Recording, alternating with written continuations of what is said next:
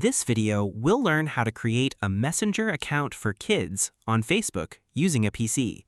Let's get started. First, open Facebook on your computer by going to the official website and logging in to your account.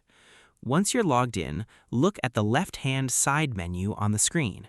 From there, find and click on Messenger Kids. Next, you'll see an option to create an account for your child. Click on the Create an Account for the Child button to continue. Follow the on-screen instructions to set up the account. You may be asked to enter basic details and confirm settings depending on your account.